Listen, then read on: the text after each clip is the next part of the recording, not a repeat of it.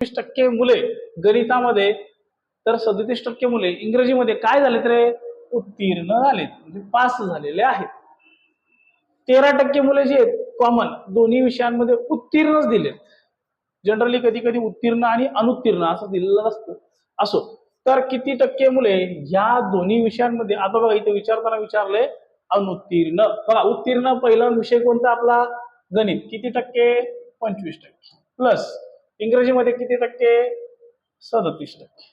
25 दुने 50 आणि वरचे म्हणजे जवळजवळ 62% इतकी मुलं जी आहेत ही दोन्ही विषयामध्ये उत्तीर्ण आहेत.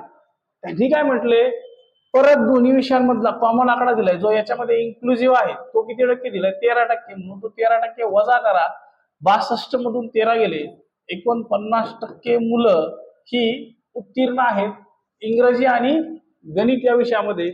विचारले अनुत्तीर्ण 49% जर उत्तीर्ण असतील वजा 100 म्हणजेच पर्याय क्रमांक 3 51% मुले काय आहेत रे अनुत्तीर्ण आहेत.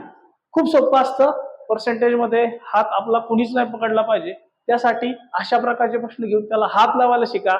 आमचा फायदा आणि तुमची मेहनत. धन्यवाद.